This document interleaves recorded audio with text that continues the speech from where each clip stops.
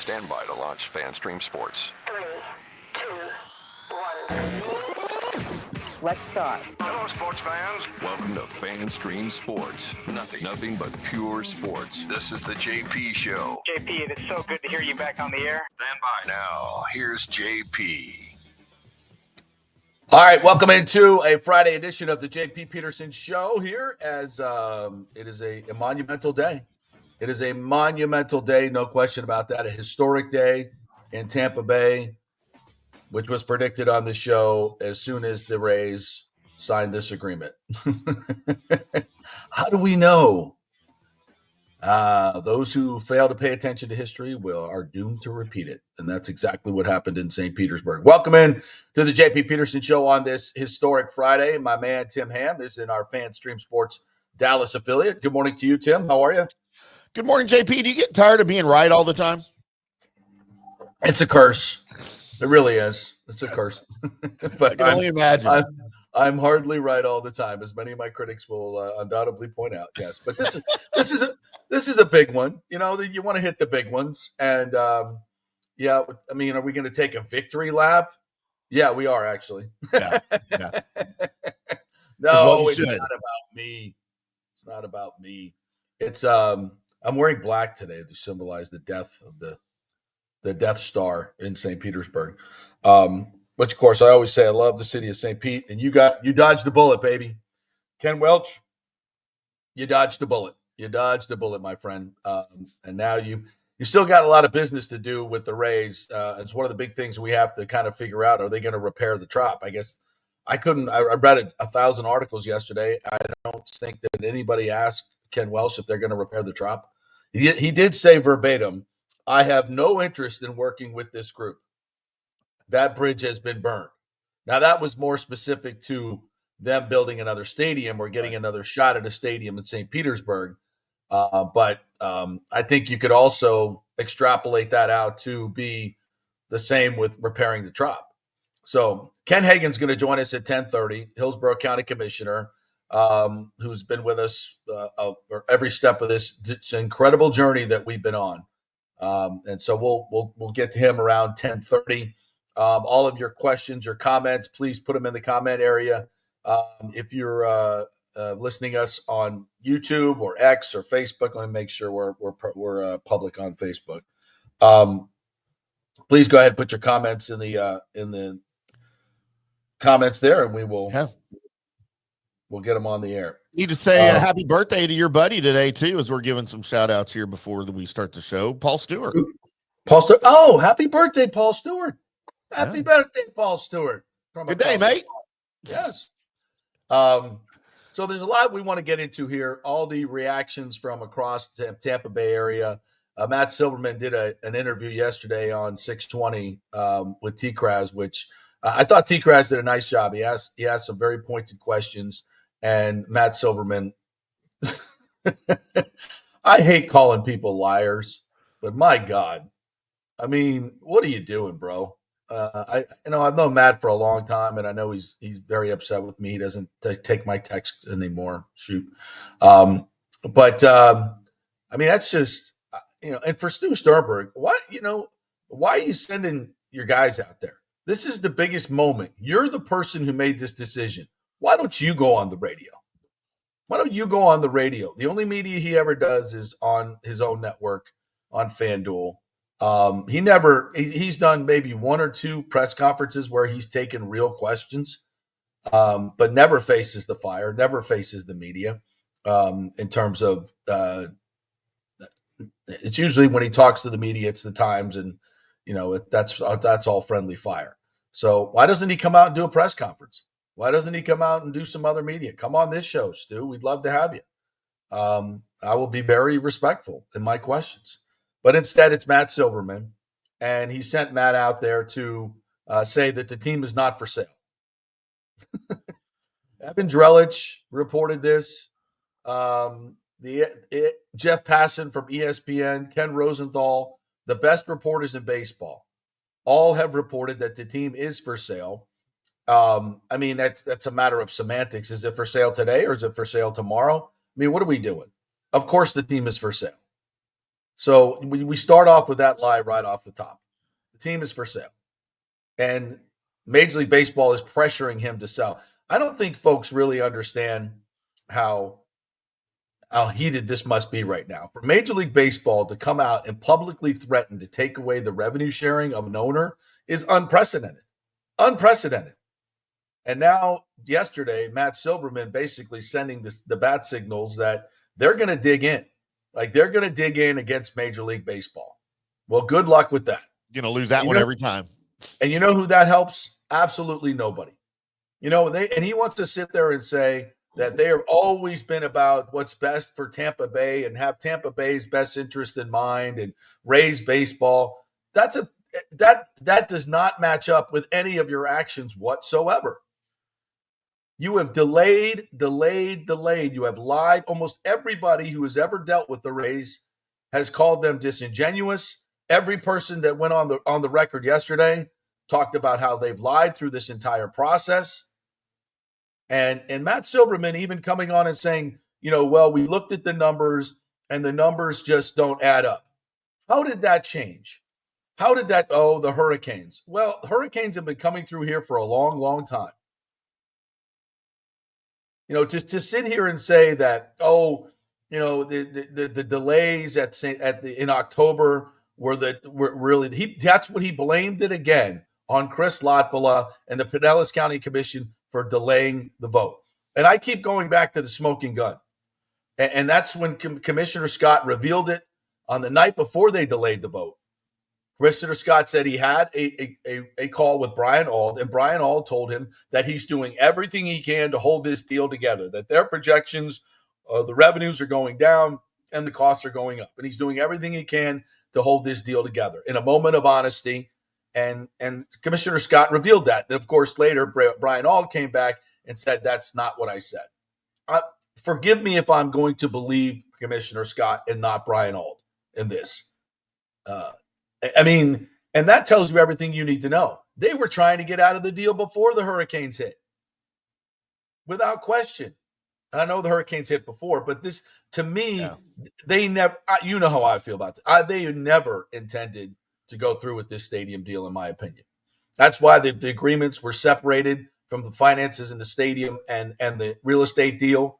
His commitment that he made, quote, of $700 million in cost overruns, I said from the very beginning, that tells me they have no plans on going through with this. They were trying to get, and then they went and got Hines and said, hey, well, we can get this real estate for pennies on the dollar. You want to go in? Yeah, sure, let's go. Hines would have to pay $1 billion for that.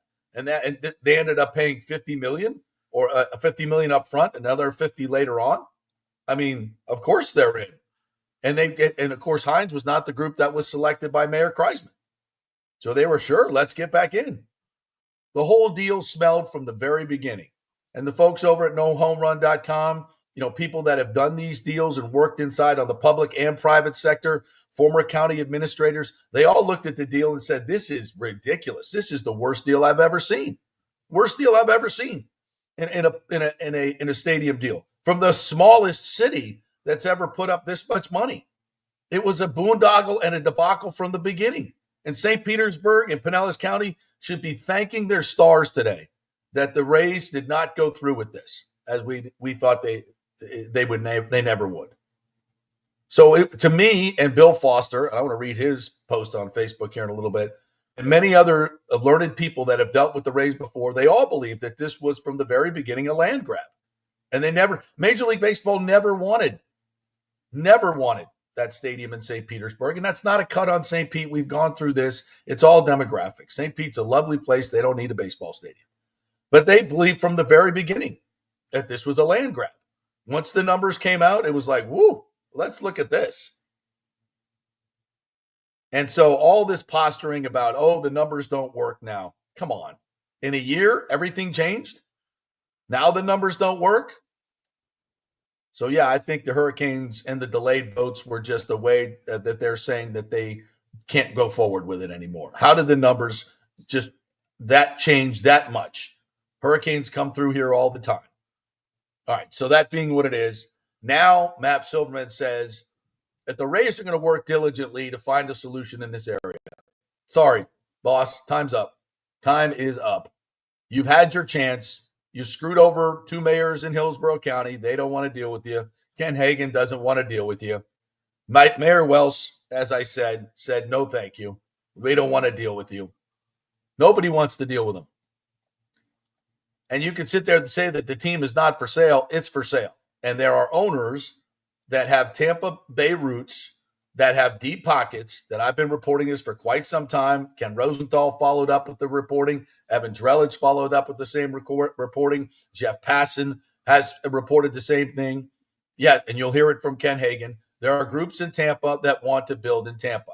Does that mean it's automatically going to get done? No, absolutely not. Does it mean Stu Sternberg has to sell to them right away? No, it does not. And if he wants to dig in and use litigation to hold up the development of Tropicana Field site, who does that hurt? It hurts the black community that have been given all these promises. So if you all those nice words that Stu Sternberg and Brian Auld and Matt Silverman said about the black community and fulfilling those promises, yeah, are you doing that? No, you're not. Nice posturing. It sure sounded good, made everybody happy, but in the end, what did you do? You screwed them over. You did. You didn't follow through. Nice words, but again, you didn't follow through. So now the black community is sitting there going, what? Well, guess what? You're going to get more, and you're going to get better, because Mayor Welch is going to see to it that you get a much better deal than you were going to get from the Rays. Trust me on that. More affordable housing, better for the city, better for the county. That's why everybody in the city and the county are saying, hey, it's great. We can move on without them now. And we can build a convention center, and we can build more affordable housing, and we can build restaurants, and we can build more things that are going to give better jobs and be way better for St. Pete and Pinellas than baseball would be.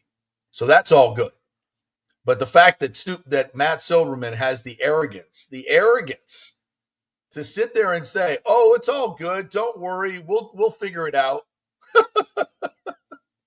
You were given $700 million to build your stadium at a cost that would have been about $1.3 billion to the people just to build the stadium. Total cost and lost real estate revenues and real estate taxes, total cost to the taxpayers would have been about $2.4 billion. You dodged a bullet. But Matt Silverman has the audacity to say, oh, don't worry, we'll figure it out in this region. Who's going to work with you? Nobody trusts you. And Major League Baseball is pressuring you to sell the team. So you're going to dig in. You're not going to sell the team. You're going to just sit here and let Tropicana Field site rot. You're going to make the city rebuild Tropicana Field and probably spend $100 million doing it so you can play in there in 2-3 more years. And then what? You can't move the team because Major League Baseball is not going to allow you to move the team out of the market. Everybody who keeps saying, oh, he's just going to move the team. They can't do it unilaterally. You need 2/3 of a vote of the owners. And they are in no mood to allow Stu Sternberg to do anything. He is cornered. He has no options no matter what he says. Yeah, he does have this option. He can play the litigation card. He can threaten to sue baseball. He can threaten to sue St. Pete. He can threaten to sue the county. Let me and Bill Foster, the former mayor, is pretty astute on these dealings with the Rays. And let me just read what he said. He said, "I don't post a lot, but this is so fun to watch." This was from about a year ago.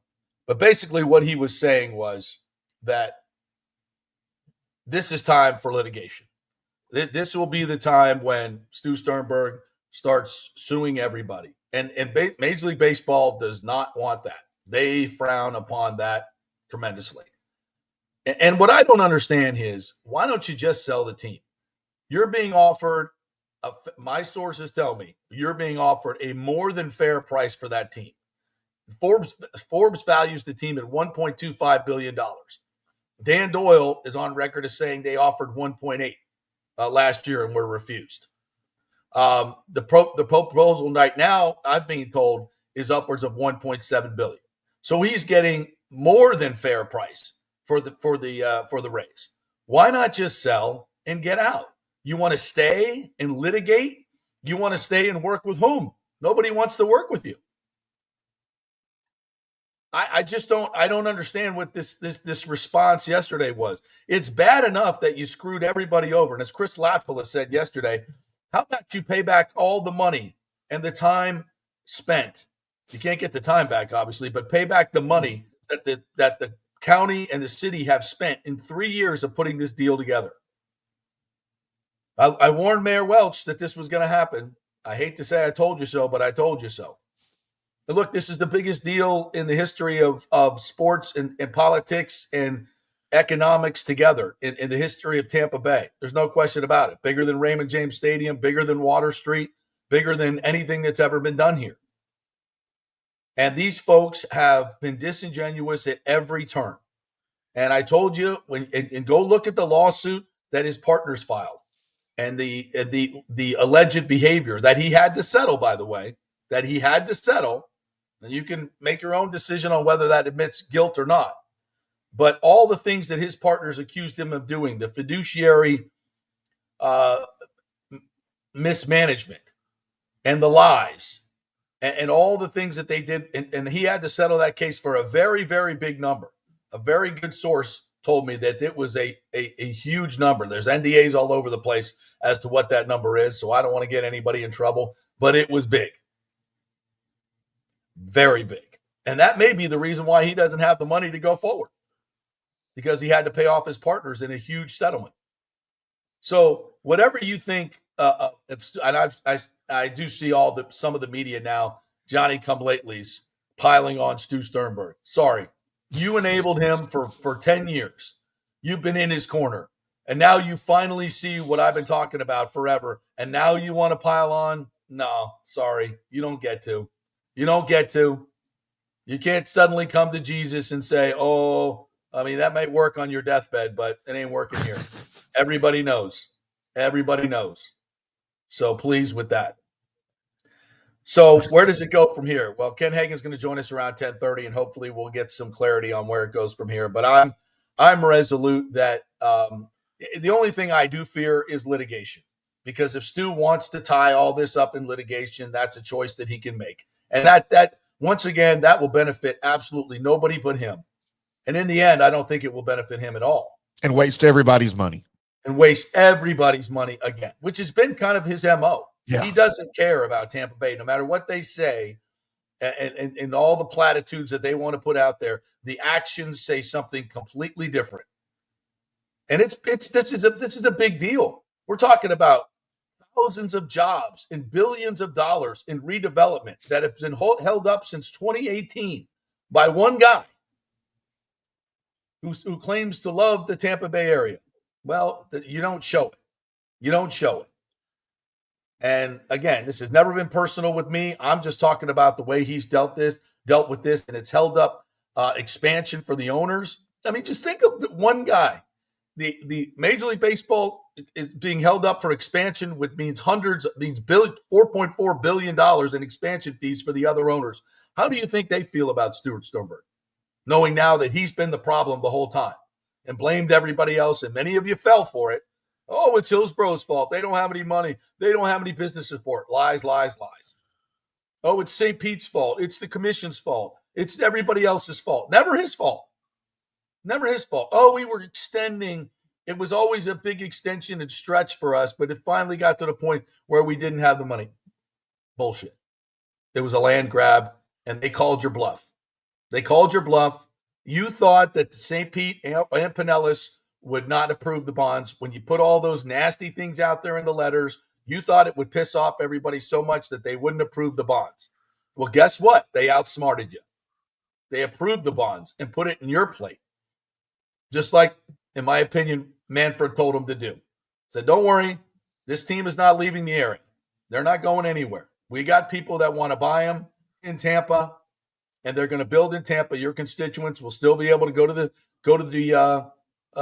go see the Rays play, but you're not going to get boondoggled out of that real estate.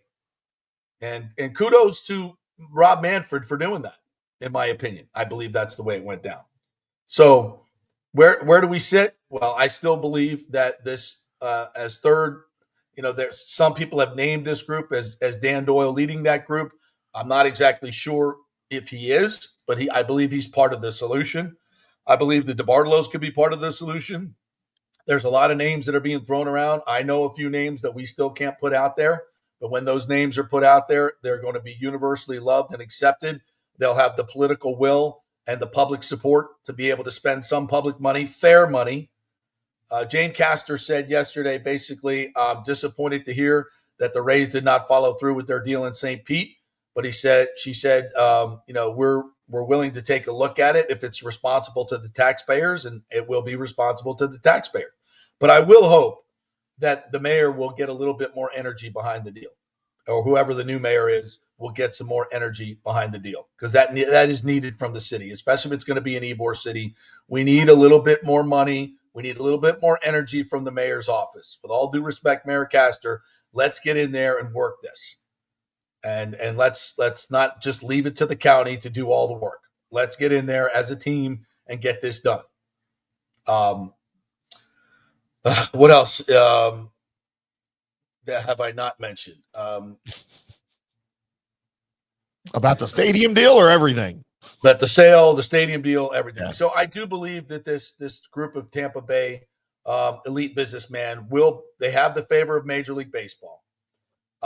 They have the money, they have the wherewithal, the political will, the political connections. As I mentioned yesterday, Ron DeSantis, the governor, is aware of this group, knows the people in this group very, very well, and will be very supportive of it. So that helps to have support from the governor's office. So I think everything is in place. The only thing that's holding this up is one dude.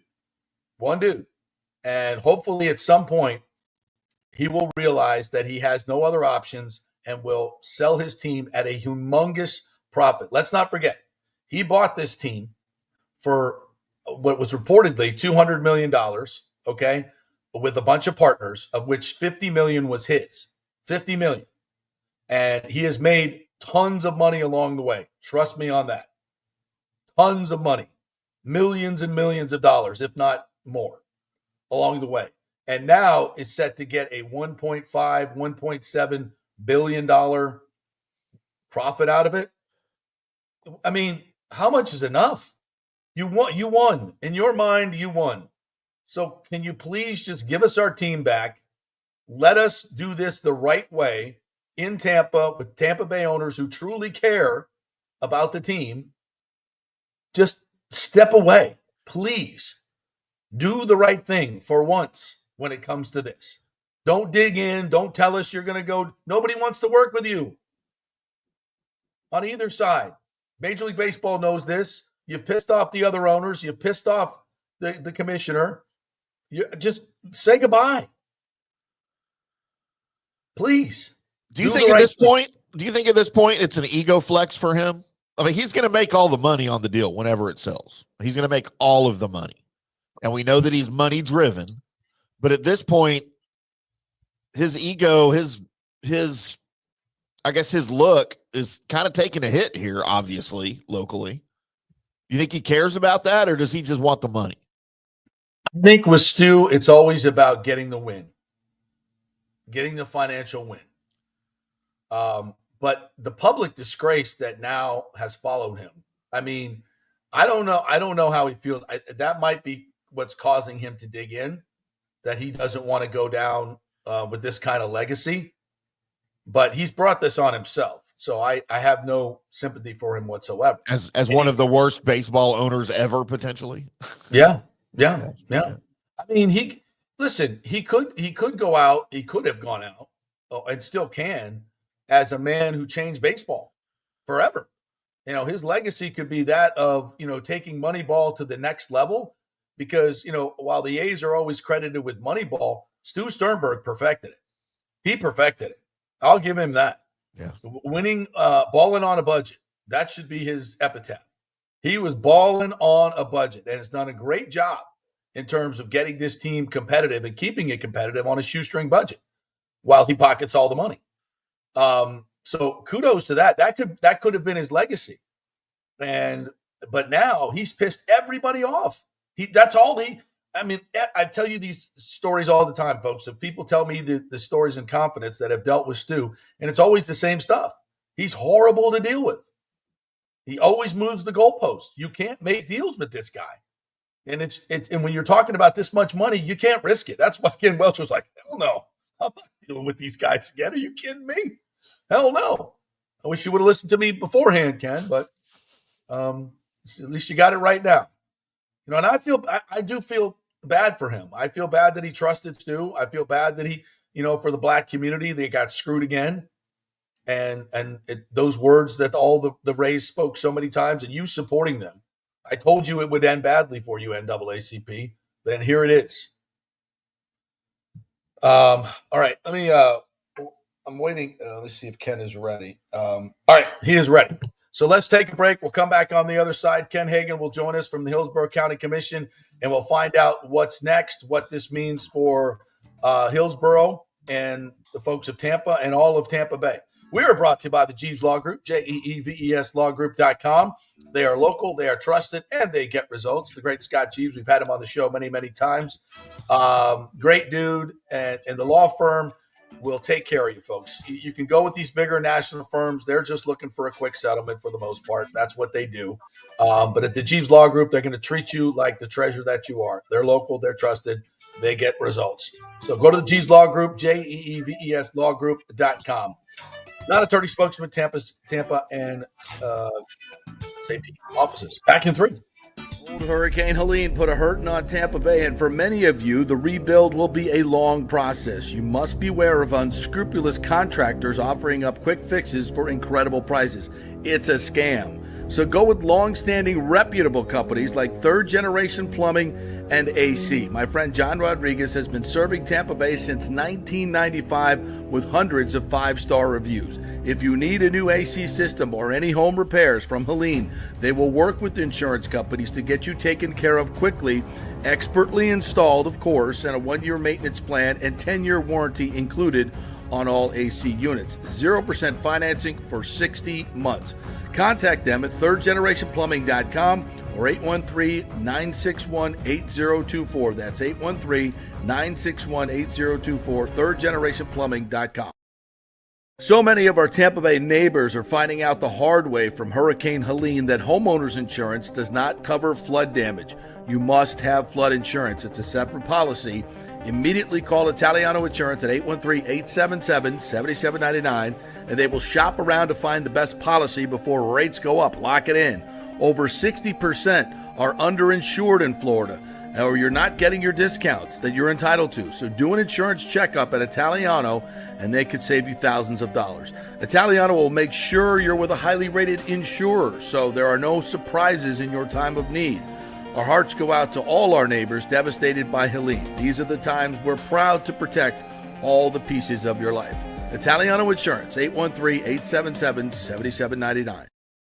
Ciao, Paolo Tini here, owner of Caffè Paradiso, voted number 3 People's Choice Award on Open Table. I want to thank all our loyal family of customers that have been enjoying our great traditional Italian dishes we make from scratch every day. It's a great family story we're proud of. Our family moved from Rimini, Italy in 1984. My dad, Caesar, started Donatello, and that's where I got the start in the restaurant business. I started Caffè Paradiso on South McDill in 1995, and we've been there ever since. From our traditional ossobuco, a veal slow roast for 4 hours, to our daily fresh catch, the Gruppo Paradiso, with a piccata sauce and lobster claw meat, homemade pasta like lasagna, farfalle salchicha, which is a bow tie pasta homemade with fresh sausage. Hold on a minute, JP's favorite. I love it. So come and have a glass of wine with me on South McDill. Get a reservation on Open Table and see all our 5-star reviews. Ciao, see you soon at Paradiso. Let's go. Right now, back to the show on FanStream Sports. All right, welcome back to the JP Peterson Show as we roll on this historic Friday as the Rays pull out of the St. Pete Stadium deal as we predicted they would. And now what is next? We are brought to you by the great folks at Italiano Insurance who've been in Tampa Bay for over 60 years. Give them a call, 813-877-7799. Have them shop all your insurance products that you have right now with the dozens of companies they represent. They'll make sure you're fully insured and you have the best price. They do all the work. You save all the money and you're covered. Great folks over there, actual human beings that answer the phone and give you great customer service. How about that? That's Italian Auto Insurance, 813-877-7799. All right, let's welcome in our good friend, the Hillsborough County Commissioner. The man's been leading the way on the Rays possibly moving to Tampa for the past 15 years. The great Ken Hagen joining us now. What's up, Ken? How are you? Hey, brother. How's it going, man? It's a good day in Tampa Bay. It is a good day in Tampa Bay. I feel bad for the people of St. Pete who have been put through this ringer for the last 3 years, but it's not like we didn't warn them. But I feel bad for them. But I think it does open up the possibility, the very real possibility of this moving to Tampa. What was your first reaction yesterday? Probably no surprise. Unsurprised. Yes. Completely expected. As you've been saying for months now, it was just a matter of time before this was going to happen. If you listen to all of the comments from the Rays organization, pre and post hurricane, they were never going to go forward with this deal. It was a very thin deal to begin with, and then I think when this happened, that there was just no way that they were going to be able to. It was untenable. But like you said, I truly do feel bad for Mayor Welch, St. Pete City Council, Pinellas County Commission. I know from experience that they spent a significant amount of time, sweat equity, and capital to try and make it work. And so I do feel bad for them. And the important thing is that the team remains in Tampa Bay. And so we'll see where we go from here. Mayor Welch said yesterday, and I quote, "I have no interest in working with this group. That bridge has been burned." Is the same sentiment on the Tampa side as well? The way I would characterize it, and I said this yesterday, is that from the Tampa side is that if we had the opportunity to sit down with a new partner and ownership group that is not only willing but financially able to come to an agreement in Tampa, I'm 100% confident we can get a deal done. And it's just, I like Stu Sternberg. I like Matt Silverman, Brian Ald. They've always been transparent with me, but it's challenging to work with. And after going through this for 15 years, I think the writing's on the wall that a new ownership group is needed in order to secure a long-term home for the Rays in Tampa Bay. Well, Ken, the Rays have claimed that Hillsborough County didn't have any money back in the day, doesn't have any money now. I've heard that from a lot of people, that also there was no support from the business community. I was part of the Rays 100. I know that is not true. There was a ton of support and always will be. We see that in the gobbling up of all the premium seats at Steinbrenner Field and the tickets at double and triple the price. But that being said, is there the financial and political wherewithal to get this done in Tampa? There's most certainly the financial wherewithal, but the political capital or support there, candidly, is yet to be seen. In that, I've always said the devil is in the details, right? And for any deal to work, we're going to protect the taxpayer first and foremost. That's been any model that we've considered. We've approached it with that assumption in mind, and we were not going to give $700 million upfront taxpayer money like St. Pete was able to. That does not protect the taxpayers. Our model put all the risk on the team and did protect the taxpayers. So we're going to approach it from that position. And if we can get to that point again, I'm confident that there'll be the support to do that. But there's always going to be the naysayers and the haters and right. And those that do not recognize the quality of life that a professional organization increases for our community. And I've told folks that again do not like the Bucs or the Lightning or the Rays or do not like the Gladiators, the Sternbergs. I said, hey, take the team out of it. Just look at all the events that take place above and beyond the sports. I mean, this weekend, of course, we have Savannah Bananas that are playing at Ray J. And we have concerts. We have monster jams. We have all these different events that improve our quality of life. Taylor Swift alone, the taxpayers benefited by over $1 million from the revenue that was brought in from those staying in hotels, those coming out and spending money.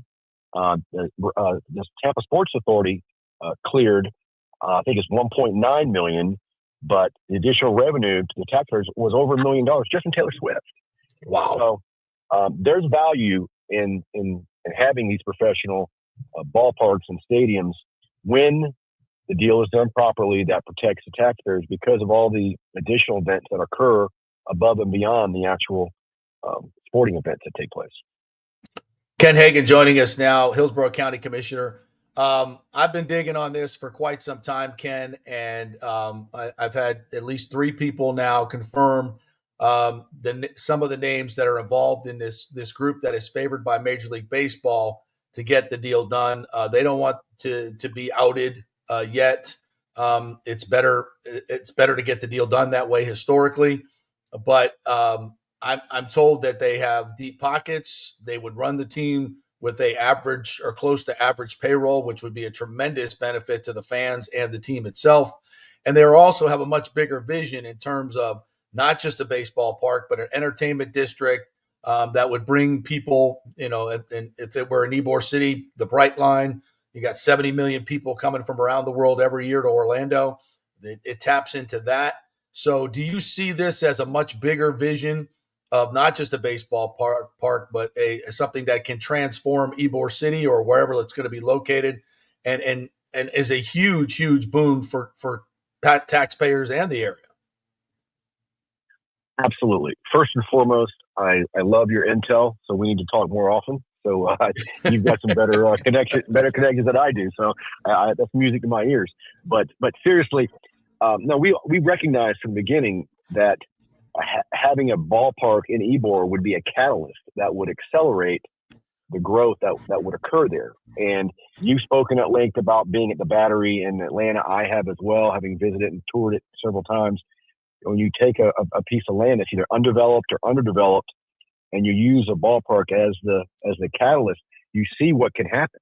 And you mentioned a great point, which I haven't really spoken about all that much: the addition of Brightline, which is just a matter of time. Last time I met with those folks, they had to iron out who was going to get the stop, either Disney or Universal Studios. They hadn't settled on that yet, but once that was secured, then they were going to be proceeding with the Tampa line. But that just brings a whole additional element that will come down. Their stop will be in Ybor City, and so that just only adds to the entertainment and the economic impact of what will occur as a result of having the ballpark there. Ken Hagen joining us, Hillsborough County Commissioner. So, Ken, at this point, what are the next steps? What are the logistics to getting this done? I believe you have to. Well, now that they've reneged on the deal, are you free to talk with the Rays, Major League Baseball? Are you free to start moving politically? What's next logistically for you? Well, I've met and spoken with Commissioner Manfred. Several times through the years, but I've spoken with him in not too distant past. But as far as sitting down with the team, really, I think that divorce has to occur. And as far as formally, from a legal perspective, as far as sitting down or anything like that. So I made it very clear from once the hurricanes hit last year is that we're going to respect the process. We're going to let things play out. Our number one priority now is to ensure a seamless transition to Steinbrenner Field for this season, to make sure we're working closely with Major League Baseball and the Rays to make that a successful season. I think the excitement that's going to build, that's going to be created there, is going to be spectacular. And so that's our primary focus. And then I think when the time comes, our team's already set down.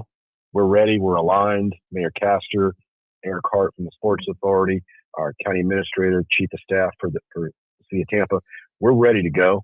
But we are going to respect the process, and we're going to let things play out. And when that time comes, hopefully sooner than later, we'll be ready.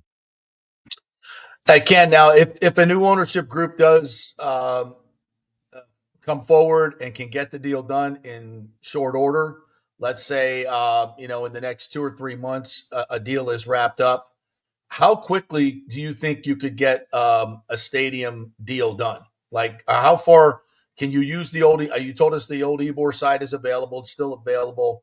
Populous did a ton of work on that in terms of designing what I thought was an absolutely beautiful ballpark that fit into the Ybor City motif perfectly.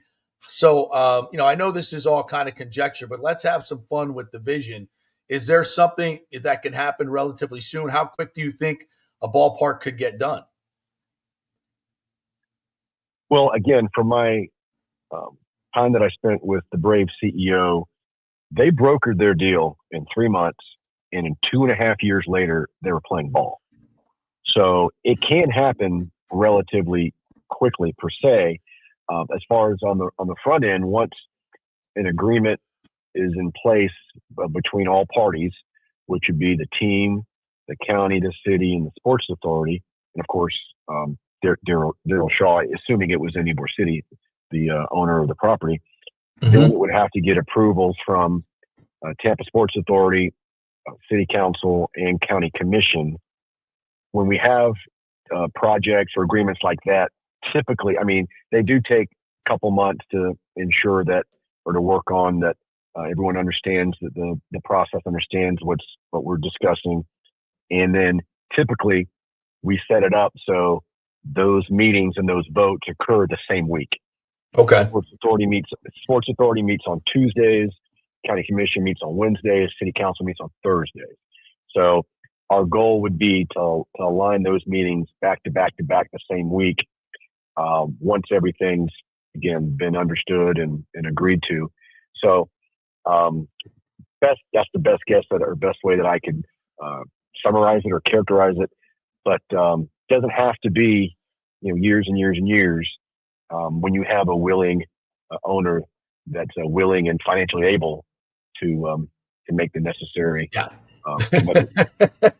That's the thing I've been talking about for a long time. I've told the people in this area is like, oh, it's so hard to get a baseball deal done. It's so hard to build a stadium. I'm like, no, it's not. I'm not saying it's easy. It's not like building a house, but you look all over America, people seem to get it done.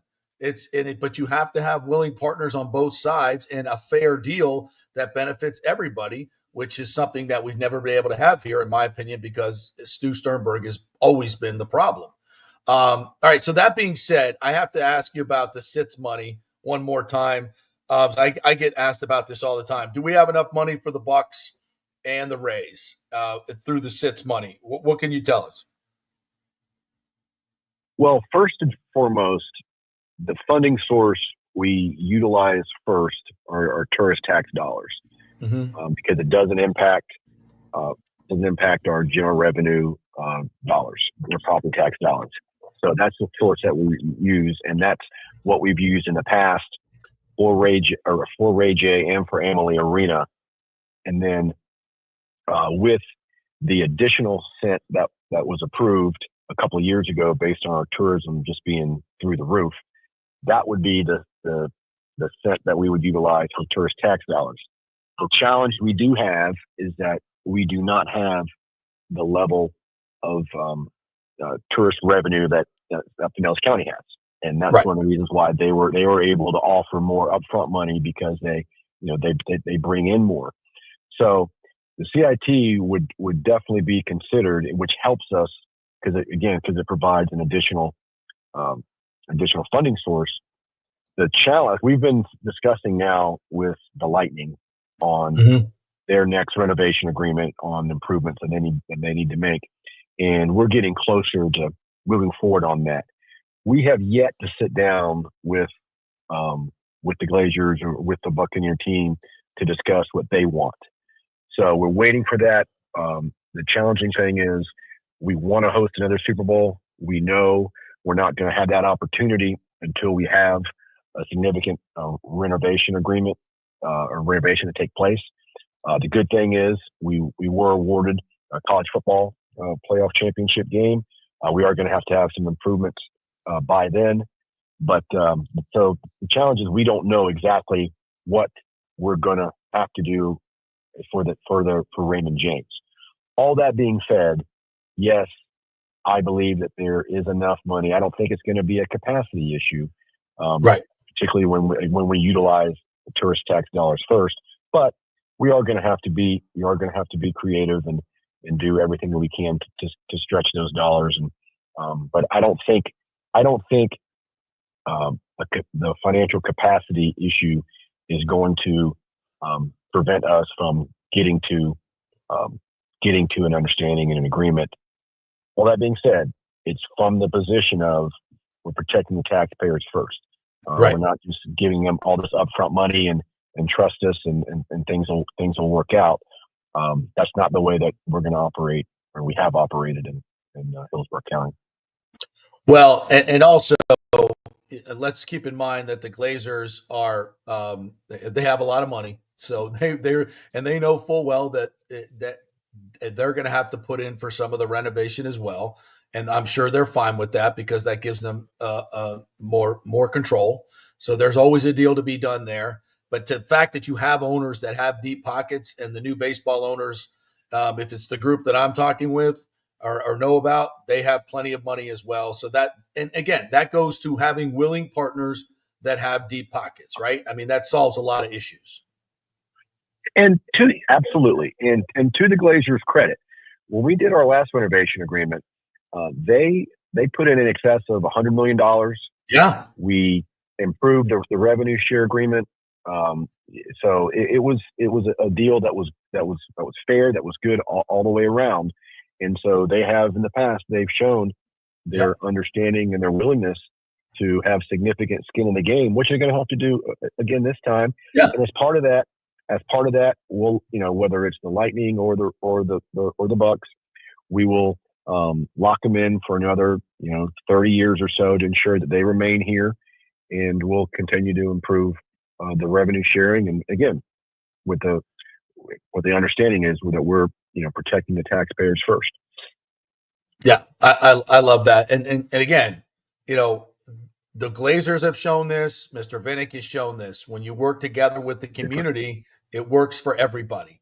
And that's the missing piece that has always been the problem with the Rays. They've always want to take, and they don't want to give. And that's why you can't get deals done. So hopefully, can you tell us anything that you know about a possible sale, or what can you tell us? Honestly, I don't think I have any more intel than you do, and perhaps you might have more than me. I mean, I know about a couple of the groups. I've here and there chatted with some folks, but by and large, that's not my purview, and I'm not obviously involved in any of that. I've just made it clear to anyone that's asked me is that if you're willing to invest what's necessary here, then I'm convinced that we can get a deal done. That capacity won't be an issue. Capacity won't be an issue with the SITS tax, as you call it. That provides an additional source for potentially for infrastructure that can help. So I don't see we're in a better position now than we were with our last agreement that we had. So in 2018, that's a big. So I'm confident that we're in a good position when that time comes. All right, Ken, thank you for taking the time to do this. Really appreciate your help, and good luck in your future endeavors. And again, I know it's been a long saga. You've taken a lot of slings and arrows, and hopefully this will get done the way it's supposed to be done. It'll be best for all of Tampa Bay. I think St. Pete, your colleagues over there dodged the bullet, and in the end, this is going to work out for everybody. So that's the good thing. So thank you for your time, partner. Likewise, anytime, and appreciate you fighting a good fight, buddy. Yep, you got it. The great Ken Hagen. Thank you very much, Ken. Appreciate you. Ah, that sounds good, man. That sounds really, really good, Tim. It's all good The news. Yeah, the money thing is, I know people. It's funny how these false narratives get going. It really is. Oh, Hillsborough has no money because it was printed in the Times so many Right. times. And but we've always said Pinellas has more money. Yes, they have more money. They have more. Doesn't mean you should throw it away. Those tourist tax dollars, because you have to keep the raise. It's just never been. And it's funny to me when Matt comes out and says, well, the numbers don't work. Well, of course they don't work. They didn't work in the beginning. They never worked. That's why it was a land grab. It's never going to work in St. Pete because it's baseball. If it was a football stadium, you'd have a better chance because it's only 9 NFL games, right? And you build something that you can use for the community in other ways. But for a baseball where you have 81 home games, it just doesn't work. And it never worked. The numbers never worked. That's that's the crazy part. It's from the very beginning. I was like, okay, you St. Pete, great. You have the money. Is this really the way you want to spend it? You're gonna build spend $2 billion to build a stadium in the same failed location. Like that should have stopped the conversation right there. Oh, but it's going to be so awesome that people will come. No, they won't. No, they won't. There's other awesome places for people to go that are a lot more convenient. Yeah, and there would be a little bit of uptick, I think, out of curiosity to see a new building, sure. a new stadium. Sure. But that only lasts for like a season or two. After that, it's nothing. It doesn't mean anything. But JP, as you know, being in this business for a long time, politics and business don't always make sense, and they don't always mix. No. Well, politicians don't know how to run a business, and that's their problem because it's not their money. Right. It's not their money. They spend other people's money really, really foolishly. Yeah. And this was one of those examples. And it was so funny. Like the commission went out of their way to make sure the public had no say in this whatsoever. They didn't even want to have a straw ballot.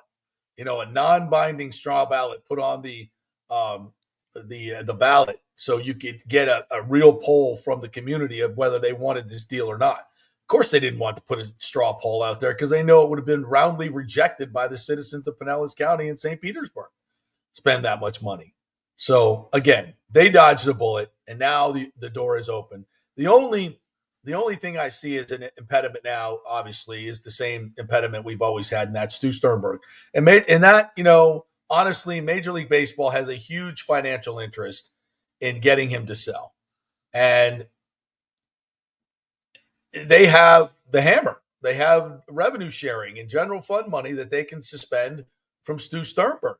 I mean, they can talk all they want about not being for sale. It's for sale. Yeah.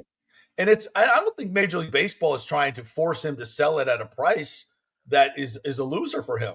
In fact, I know for a fact that he's being offered well above what the team is valued at and wants well above. He wants almost double what it's valued at. He's trying to take advantage of this situation, knowing that Major League Baseball wants him to sell and get the hell out of the way so we can all move forward with our lives. Right. And he's trying shocking development. He's trying to take advantage of that and get more money. I think all these ploys are just to drive the price up. Oh, we're not for sale. Oh, we're going to be here for another 4 years.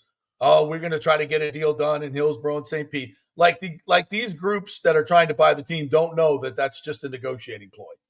They know where the Rays are. Right. They know, and they're actually trying to be magnanimous and give him more than it's worth.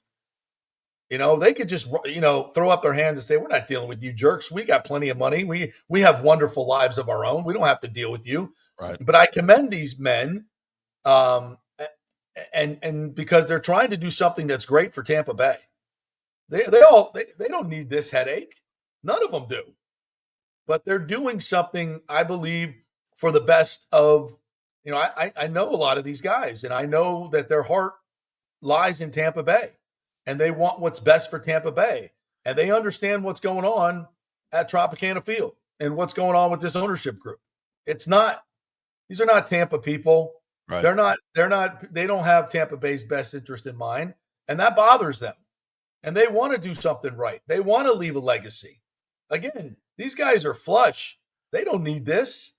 They don't need it at all. They're trying to do something good. And Major League Baseball recognizes that. This is why they want them in. They want to move on. Deep pockets, no revenue sharing. This market should never be a revenue sharing team.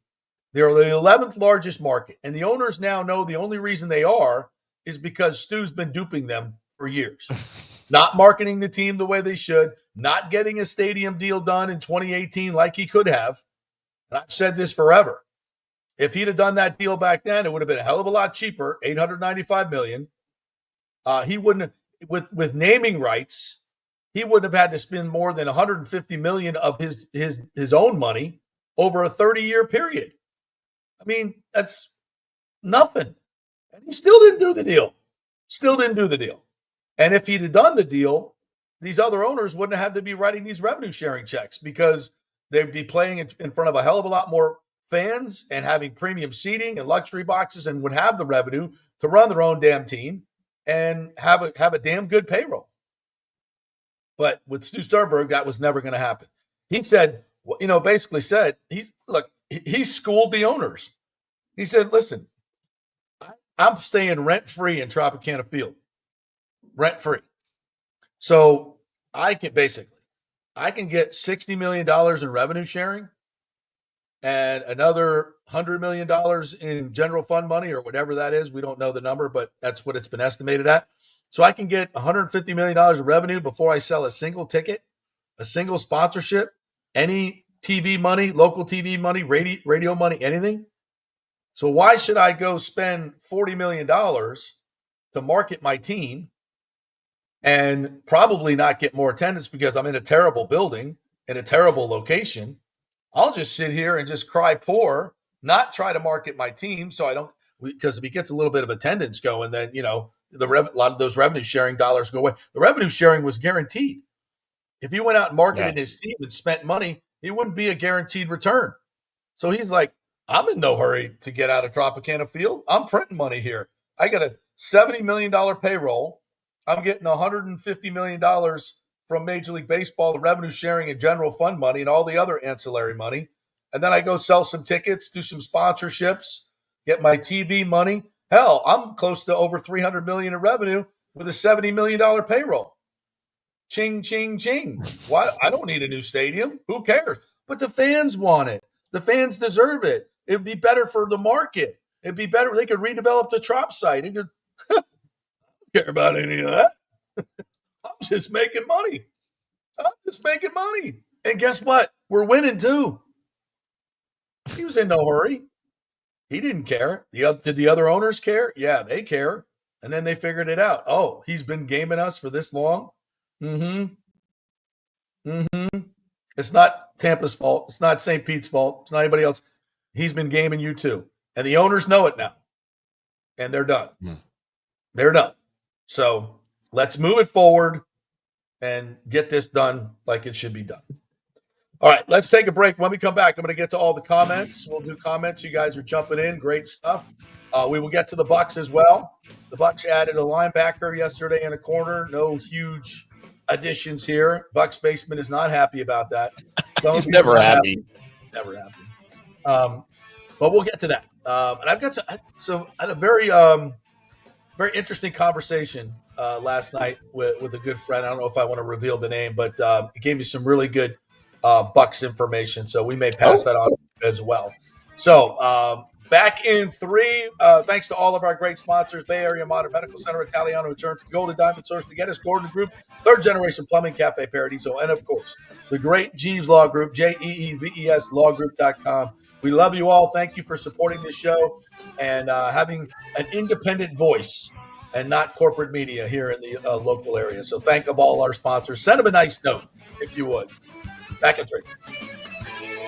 Hey, JP here for my concierge medical professional, Chris Lugo, PA. You've heard him on the show for a couple of years where he shares invaluable medical, nutritional, and supplement advice. With Chris, it's like having a medical provider as your best friend. What I love about this concierge service is the convenience and support he offers. I can text or call him 24/7 with any questions or concerns, and he'll promptly call in a prescription if needed. No office visits or copays required. It gives me peace of mind knowing I have someone genuinely invested in my health, not just focused on insurance profits. And the best part, the Bay Area Modern Medical Center's personal concierge service is more affordable than you might think. Don't let insurance companies dictate your health care. Take control of your health and wellness today. Visit BAMMC.com for more information and to schedule your initial free consultation. Empower yourself and take charge of your personal health with BAMMC.com. Hey guys, February's birthstone is amethyst, a stunning purple gem that symbolizes peace, protection, tranquility, and sincerity. Celebrate her birthday or your 6th and 17th wedding anniversaries with an unforgettable amethyst gift. And of course, for over 40 years, the Gold and Diamond Source has been Tampa Bay's most trusted name in fine jewelry. We only sell natural diamonds. If it's real love, it should be a real natural diamond. Don't get a fake. The Gold and Diamond Source first-time buyer program will help you learn about the 4 C's, what style, shape, and color works best for you and your unique style. Folks, it's the best customer service. They make it so easy for you, and they're not going to push you into something that you cannot afford. 0% financing for up to 5 years. If you finance $5,000, it's only $83 a month. Also, you can turn your old unused gold into cash or a stunning new piece. With gold prices soaring, there's no better time to trade up. So get that old jewelry and bring it on in. You know where, the Gold and Diamond Source, 3800 Overton Road, always online at thegoldendiamondsource.com. JP here for the Jeeves Law Group and my man Scott Jeeves. If you're going to hire an attorney, do you want some guy looking for a quick settlement and a quick buck, or do you want an attorney with some chops? Scott is a board-certified civil trial lawyer and a certified circuit court mediator. Been practicing in the Tampa Bay area for over 30 years. He is a peer-reviewed AV preeminent rated civil trial lawyer. They just don't hand out those classifications. He's been the lead class action counsel on many complex consumer protection cases and has handled hundreds of serious personal injury cases. He's dedicated his career to protecting injured victims and is committed to vigorously representing you. We're local, we're trusted, and we get results. Personal injury and personal attention. Call for a free case evaluation. That's 888-9-JEEVES. That's 888-9-JEEVES. The Jeeves Law Group. Let's go. Right now, back to the show on FanStream Sports. Well, just took a bite of food. Of course you did. Welcome back to the JP Peterson Show right here on FanStream Sports. I'm IndyCar Tim. That is JP Peterson. As we continue with with JP's examination of the Rays not stadium deal. What You're involved too in that this. is. You're involved in this as well. You know, I'm not nearly as invested in this as you are, although I do find it, as I've mentioned several times here, how ridiculous I find this whole thing. Because, I mean, here in DFW, we build stadiums like they're Starbucks. We don't it's ever not have that hard. It's not that hard. Good It's God. not.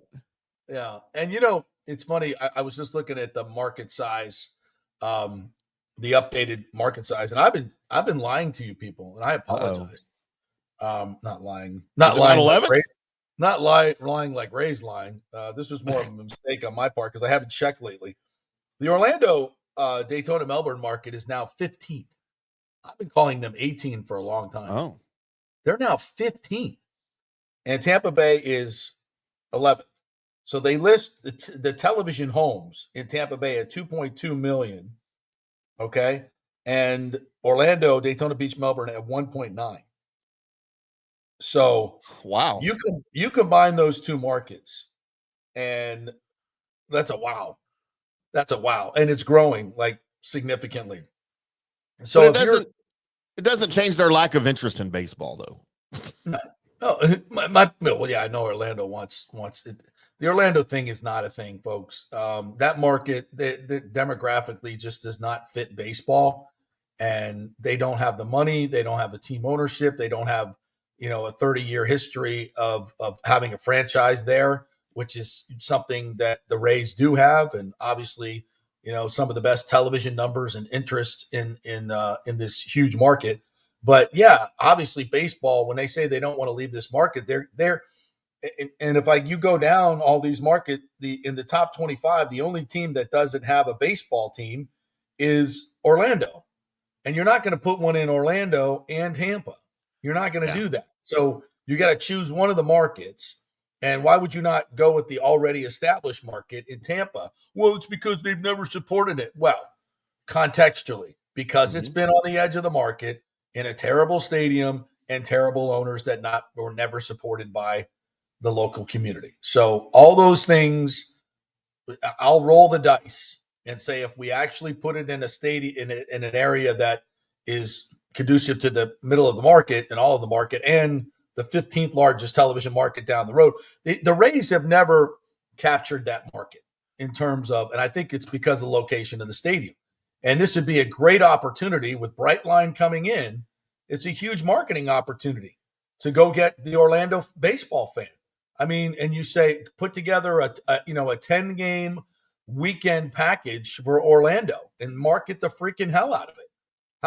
How many people you think in that market, if it would buy a 10-game weekend package for a Friday, Saturday, so you get to pick a Friday, Saturday, or Sunday game, get a Brightline ticket, package it up. I mean, come on, a new stadium in Tampa, come spend the day in Tampa. You don't have to park. You get on the road. I mean, brilliant. How many more people? You're talking about 70 million people visit there a year. Come on. These are the opportunities you have. And it's just just because people in Tampa or in St. Pete or the Tampa St. Pete area don't support that stadium doesn't mean they won't support a stadium. Yeah, exactly. That's the big thing here. And by the way, Orlando Magic, same thing. Orlando Magic would, a Brightline Orlando Magic ticket package. Hell yeah, I'd buy that. Especially now that they're getting good and you're actually going to be competitive. They get healthy. I would definitely do that.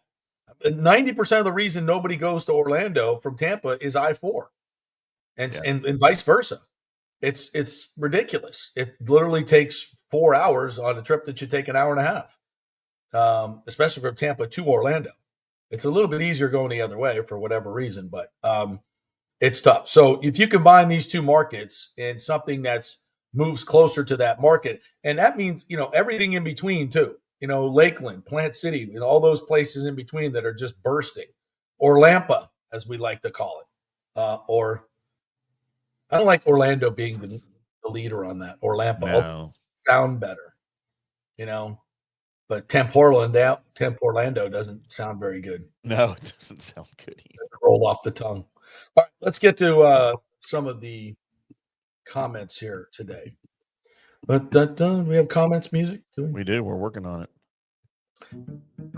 Mastradamus. Still been on DAE yesterday. Still claims the Rays are not for sale. No, I ain't buying it, bro.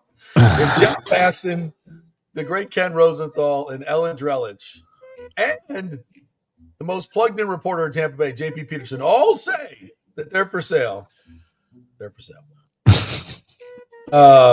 B says all teams are for sale all the time. You are 100% correct on that, B. Lonnie Wilkins says, are we sure this isn't a rerun episode? No, Lonnie. That one made me giggle. Yeah, that made me giggle. This is getting actually closer. B says won't be a sale for 6 months at least because of the Steinbrenner Field experiment. It's impossible to put a timeline on it. And I think it's the groups that are out there, groups are all willing. I don't think they need to see anything in Steinbrenner Field to make them feel more confident that this is a good deal for everybody, because it's not just about baseball. This is a development deal, and it's about way more than baseball, just like it was in Atlanta. Listen, when you can sell condos, 2-bedroom condos for $1 million, it changes the game. It completely changes the game. And developers are salivating to do deals like this because they see how it worked in Atlanta, in Houston, in Washington, all these places. The real estate around the baseball park just goes through the freaking roof. That's where the money is made. And this being a tourist community, obviously bringing people to that area, it's a home run. B says the Rays want to see exactly how much money they make from a concessions, parking, food, everything. Oh, and it's not Steinbrenner Field. I don't think it has, because those. I mean, I guess if it was a complete flop, if it was nobody went to the games, you would, but that's not going to happen. Most of the tickets are already sold. Yeah. At least you can't. I can't really tell because it changes all the time. But like what's available and how much. So, and that's because of the secondary market. People change. Daniel Rivera says Ken Hagen, Jay Castro to me would not be this bold and aggressive if they didn't think a deal in Tampa Hillsborough could be done. I don't think the mayor has been aggressive at all. I think she needs to be more, but that's just me. But she will not be mayor in 2027. There'll be she's term limited, and so there will be a new mayor. Now Bob Buckhorn is going to run. The last time through, Bob was not, he wasn't against it, but I don't think he was a huge champion of it. But I also know that the people involved this time, I think maybe one of the reasons he wasn't so excited is because Stu Sternberg was the owner, and he knew what would probably happen. So with this new group, I think Bob would be very excited. I know Bob would be very excited. So let's just put it that way. Mark Brezzo says, not for sale equals no one has met my price. Exactly. We got to drive it up. Actually, WDA badmouthed JP about his deep negotiations comment. Of course they did, because they never break any stories. They don't, they badmouth me because they can't do what I do. And they say, I don't want to break stories because it's not my job. Well, it is your job, actually. But it's easier to be lazy. Lazy reporting. Yeah. Hey, JT. Hi, Kenneth. I have an idea of how we can get rid of Stu Sternberg. All you got to say is he ain't. Nicely done. Just a minute. Deep negotiations was fake news, JP. No, I'm not going to. Let's define deep negotiations. All right. When we're settling on a price, like with Stu, you never know, I guess, if it's deep negotiations or not, right? If they've done a lot of their due diligence and they're trying to zero in on a price, would you call that deep negotiations? Because that's where I've been told they're at. So yeah. It can be loosely interpreted. I'll give you that. So you take. And by the way, this is the same thing that Ken Rosenthal and Evan Drellich and Jeff Passan have reported as well. So they can have issues with me, but everybody else. So DAE knows more than those guys. And okay, I don't want to go to war with those guys, but if they want to talk shit, we can do that. Why not? With their 19th ratings in the marketplace, 19th only sports station in the market. They have two local shows left, 3 hosts. That's what they got left. Does that sound like an expanding business to you? I want to dump on them. I really don't want to go to war, but if you want to go to war, we'll talk. You want to talk shit, we can talk shit. It's not my interest, but we're doing great. It is what it is. It is what it is. And I said it today. I thought T-Craz asked the right questions yesterday when he had Matt on. I thought he asked some very pointed questions. I did a good job. They won't ever say anything good about me. I get it. It's all good. But I can say I listened to the interview. I thought he did a good job. Now, leading up to this, has he been critical of Stu Sternberg? No, not like I believe they should. Was I censured when I was on 620 for what I said about Stu Sternberg? 100%. That's a true statement. John Momola came to me and said the Rays aren't happy with what you're saying. You got to tone it down. That's as true. Is the practice in terrestrial corporate radio. Yeah, and then I was fired while I was getting ratings bonus checks. Yep. 3rd in my demo, not 19th, and I know that's an overall rating. But yeah, when they get to the ratings that I had, call me. How's that for talking shit? It'll never happen again. Lonnie Wilkins said it's a win for St. Pete, but one big loss for the fans again for now. I think it's going to be fine, Lonnie. Don't worry. Holiday 314 steak and Hummer. What the fuck does that even mean, Thomas? I don't know, but I'm hungry for steak now. What does that mean? Mark Brunson says, I think Stu his goal is to move the team. Using the high ticket prices in Tampa to artificially show moving it across the bay won't help. Don't forget he's an opportunist who used a hurricane. He can't move the team unilaterally. I don't know how many freaking times I have to say this. He needs 2/3 vote of the owners. He is at war with Major League Baseball. You think they're going to let him move this team to another market? No. Here, let me put it this way. Even if the other owners wanted the Tampa Bay Rays to move to Montreal or wherever, or Nashville or Oklahoma, wherever, even if the other owners wanted that, the majority wanted that, they're not going to let Stu do it because they can't stand him. He is stealing money from them. They will allow another ownership group to buy the team, and then they'll address that down the road. But they're not ever going to let Stu do that to baseball. They'll never agree to vote for that. 100% correct, in my opinion. 100% correct. B says, who knows if the heat and rain isn't the worst thing ever? Maybe they don't build a dome and save tons of cash. They need to find that out for sure. I agree with you. I agree with you. I think I'd rather have a roof, but only thing we can do grass. I want grass. I got to have grass, real grass. Daniel Rivera says, you got to think Ken Hagen and or Castor has met with these elite Tampa groups behind the scenes. Something tells me something big is about to go down. Well, I don't know if they've not formally met. They have not formally met because they really can't. So that has not.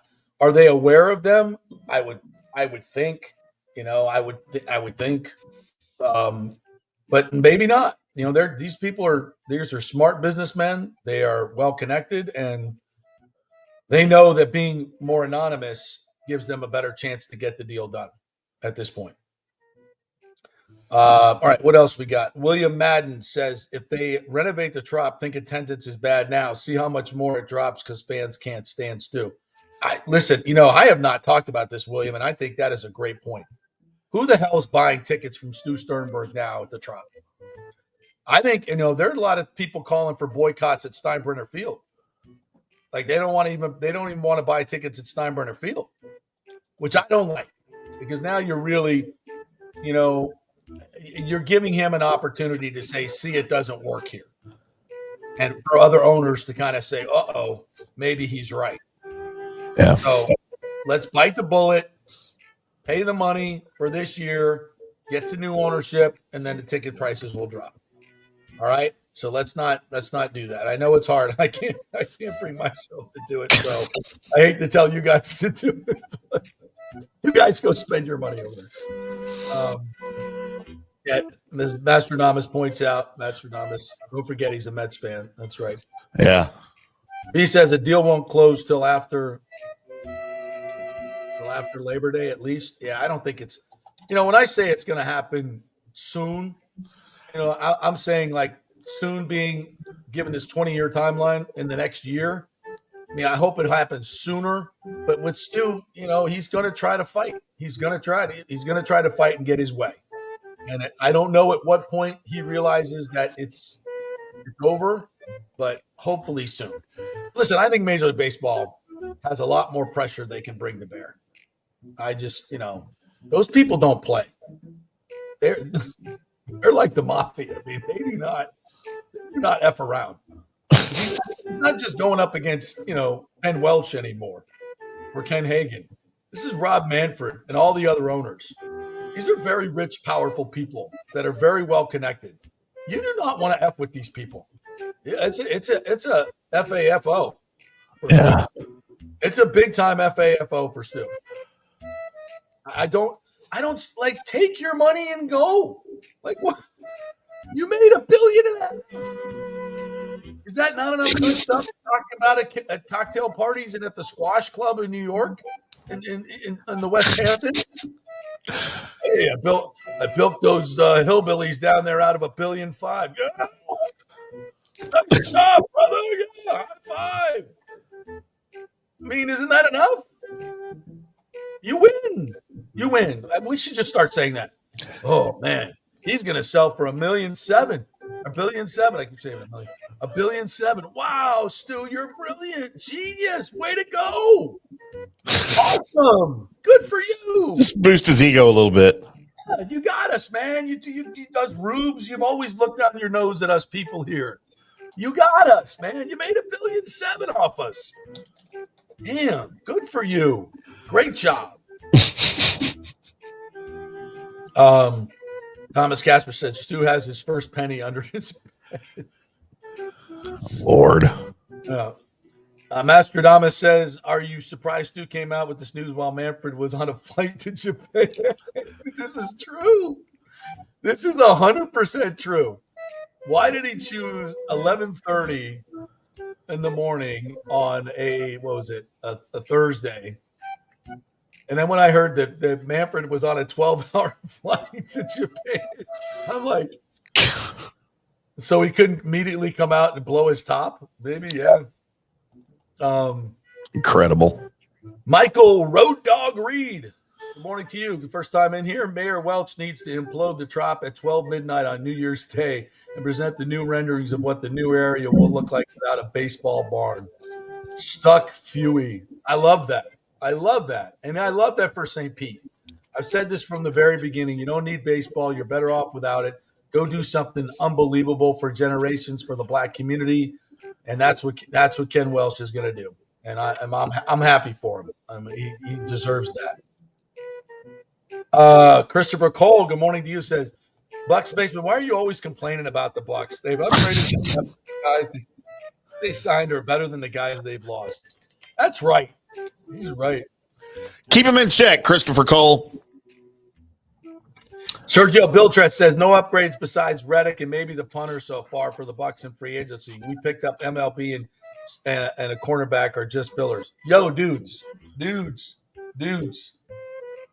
Continuity is king. We got the second best free agent on the market, I was told. Oh, yeah. Chris Godwin. Your own. Chris Godwin. So if we went out and got T. Higgins, you'd be happier? No, we got the second best free agent on the market At a good price. At a very reasonable price. Who didn't leave $20 million on the table. Well below market value, Tim Ham. Well below market value. Hey, and look, don't overlook the Hassan Reddick signing. Yes. No, I remember after the trade, after he was traded to the Jets from Philly, I remember coming on this show and people were like, why weren't the Bucs involved in this? Why, did they have a chance to get him? You're right. Now you got him, and you probably have a better version of him right now than you would have back then. So let's enjoy it, man. I think, look, he's average. I know he only got 1 sack last season. He still averages 10 sacks a year after only getting 1 last year.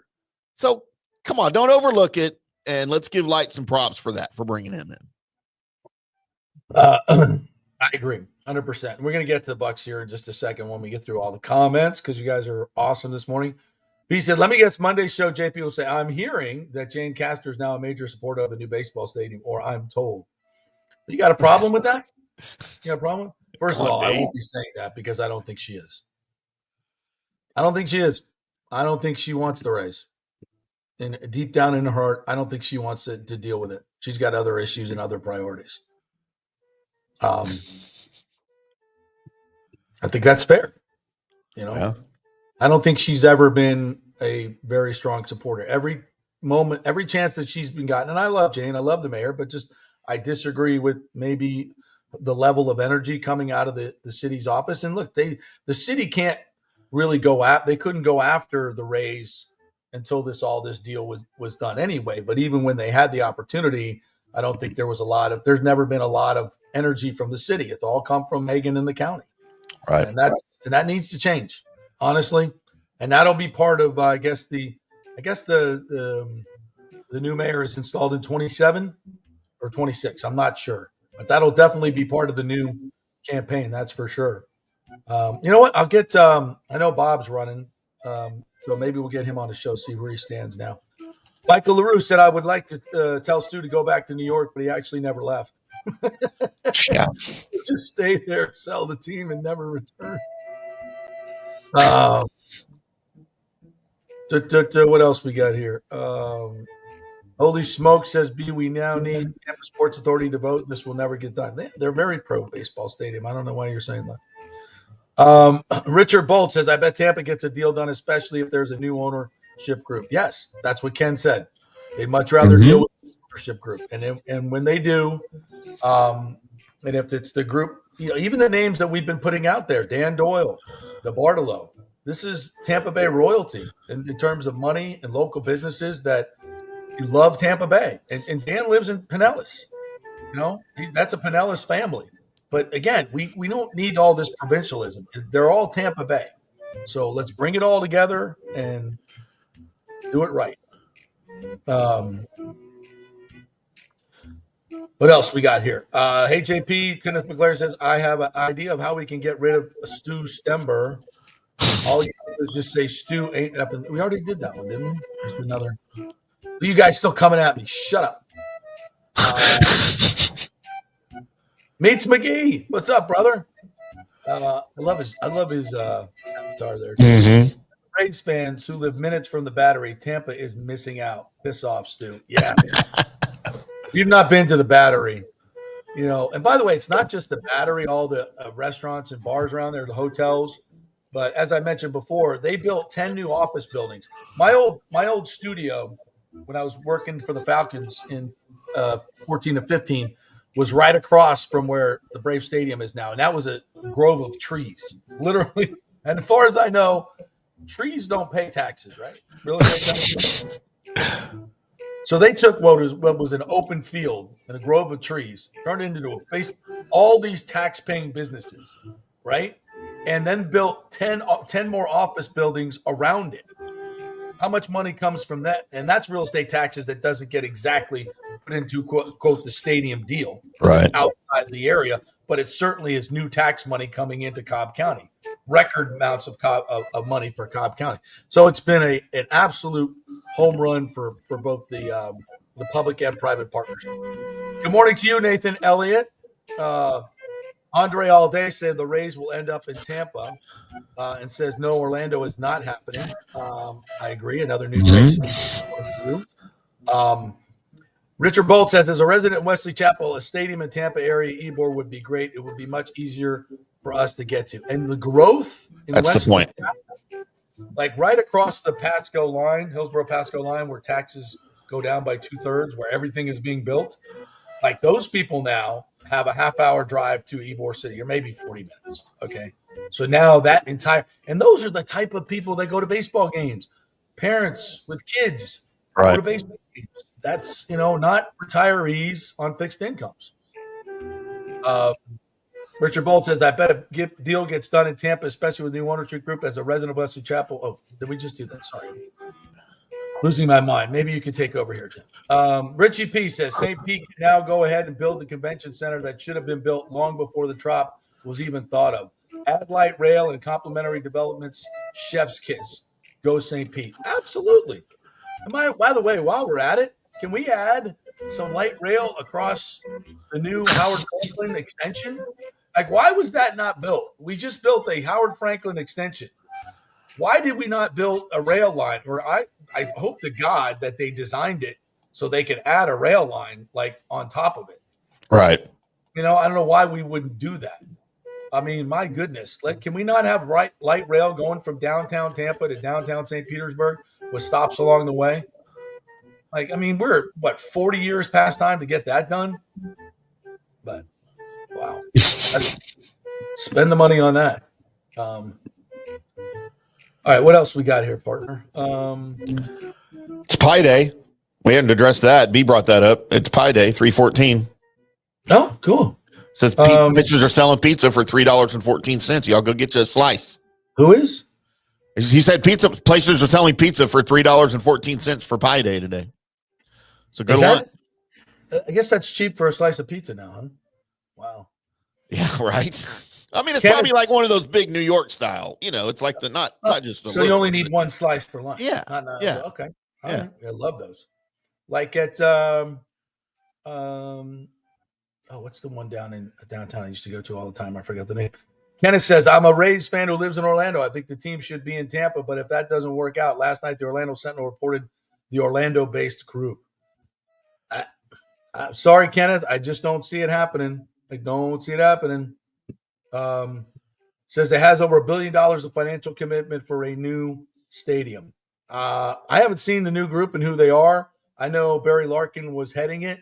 Yeah. But again, it's Major League Baseball is not interested in the Orlando market. I don't want to be mean. Orlando has a lot of great things going on, but a baseball team is not one of them. This one cracked me up. This one? Yeah. When Stu went to the owners' meeting, the other owners told him that this is the billionaire's room in the millionaire's room.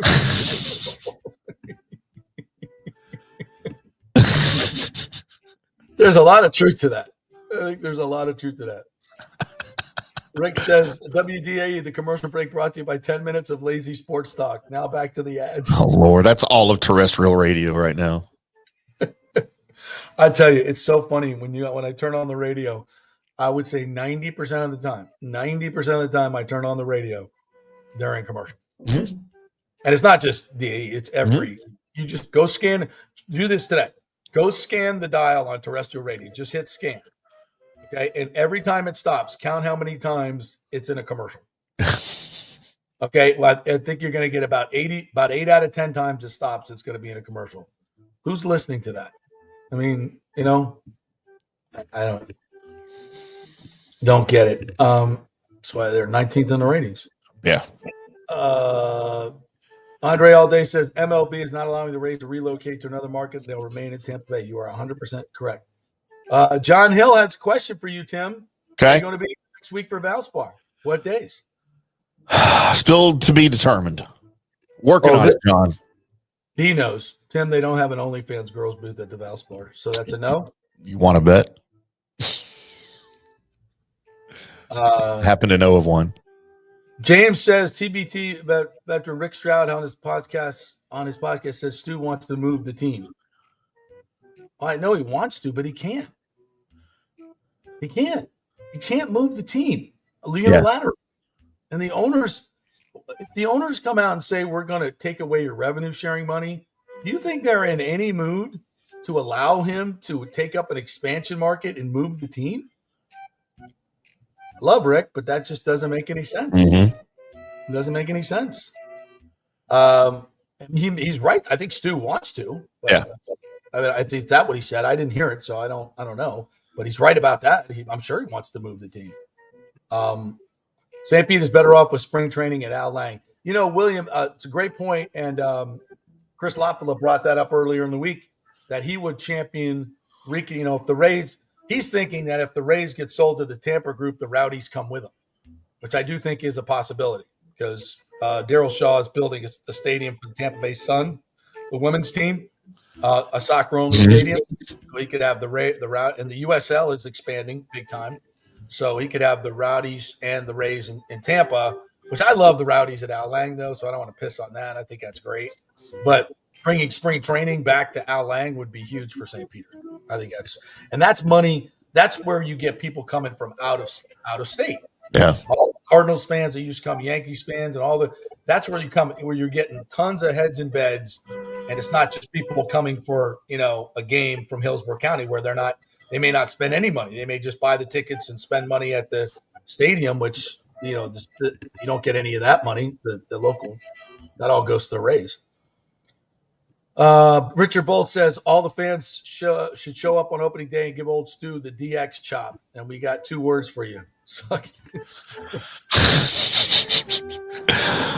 Listen to this. Hunter Tubbs said Rays tickets now dropped significantly yesterday.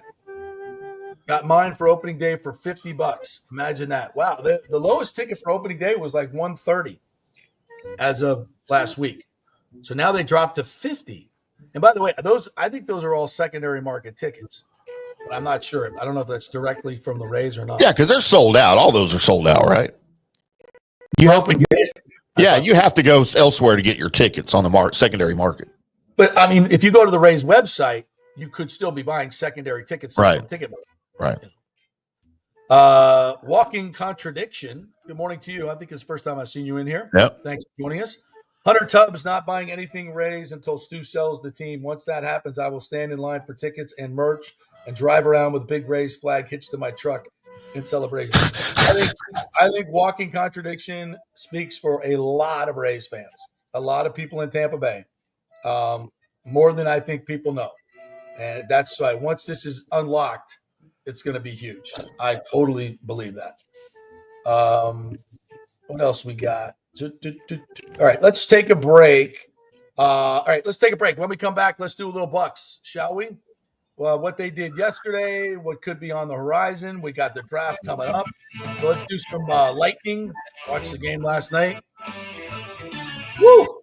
Man, it was a rough watch. They have hit a bad patch. Even Tally is not very excited about Not impressed. It's quite the pose you got there, Tally. All right, we'll take a quick break. When we come back, we'll talk some Rays and Lightning. Brought to you by the great folks at Third Generation Plumbing. If you have any AC or plumbing needs whatsoever, give them a call over there. ThirdGenerationPlumbing.com is the website. Just Google them and tell them JP sent you. Get your AC checked up before summer. Make sure you got enough Freon in it. We got some specials running with that deal. And, of course, they give you an honest price, an honest deal. Great folks over there, thirdgenerationplumbing.com. Back in 3. Hurricane Helene put a hurting on Tampa Bay, and for many of you, the rebuild will be a long process. You must beware of unscrupulous contractors offering up quick fixes for incredible prices. It's a scam. So go with long-standing, reputable companies like Third Generation Plumbing and AC. My friend John Rodriguez has been serving Tampa Bay since 1995 with hundreds of 5-star reviews. If you need a new AC system or any home repairs from Helene, they will work with insurance companies to get you taken care of quickly, expertly installed, of course, and a 1-year maintenance plan and 10-year warranty included on all AC units. 0% financing for 60 months. Contact them at thirdgenerationplumbing.com or 813-961-8024. That's 813-961-8024, thirdgenerationplumbing.com. So many of our Tampa Bay neighbors are finding out the hard way from Hurricane Helene that homeowners insurance does not cover flood damage. You must have flood insurance. It's a separate policy. Immediately call Italiano Insurance at 813-877-7799, and they will shop around to find the best policy before rates go up. Lock it in. Over 60% are underinsured in Florida, or you're not getting your discounts that you're entitled to. So do an insurance checkup at Italiano, and they could save you thousands of dollars. Italiano will make sure you're with a highly rated insurer, so there are no surprises in your time of need. Our hearts go out to all our neighbors devastated by Helene. These are the times we're proud to protect all the pieces of your life. Italiano Insurance, 813-877-7799. Ciao, Paolo Tini here, owner of Caffè Paradiso, voted number 3 People's Choice Award on Open Table. I want to thank all our loyal family of customers that have been enjoying our great traditional Italian dishes we make from scratch every day. It's a great family story we're proud of. Our family moved from Rimini, Italy in 1984. My dad, Caesar, started Donatello, and that's where I got the start in the restaurant business. I started Caffè Paradiso on South McDill in 1995, and we've been there ever since. From our traditional ossobuco, a veal slow roast for 4 hours, to our daily fresh catch, the Gruppo Paradiso, with a piccata sauce and lobster claw meat, homemade pasta like lasagna, farfalle salchicha, which is a bow tie pasta homemade with fresh sausage. Hold on a minute, JP's favorite. I love it. So come and have a glass of wine with me on South McDill. Get a reservation on Open Table and see all our 5-star reviews. Ciao, see you soon at Paradiso. Let's go. Right now, back to the show on FanStream Sports.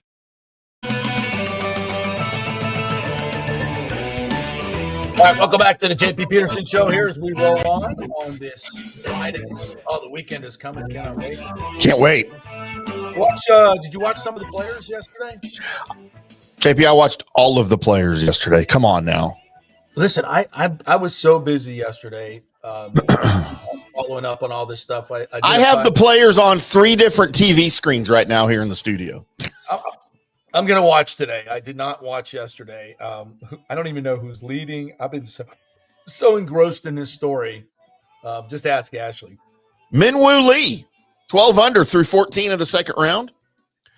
Rory McIlroy in second, a shot back at 11 under through 11. JJ Spawn at 10 under through 13 in his round 2. Akshay Bhatia, Billy Horschel, and Scotty Scheffler. Scotty Scheffler. 6 under. Wow. Yeah. So good scoring yesterday, huh? Yeah. I think 6 under led. 6 under led yesterday. And Minwoo Lee's like at 7 under for the day through 14. He's on fire. He was on fire yesterday. He shot a 59 yesterday.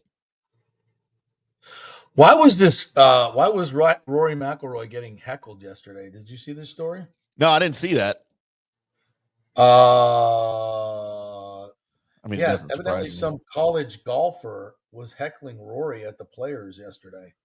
Oh, I didn't see that. Heckler has already written an apology letter to Rory McIlroy and PGA Tour Commissioner Jay Monahan. Lord. Not a good idea, bro. One day, then we'll have that storyline to go.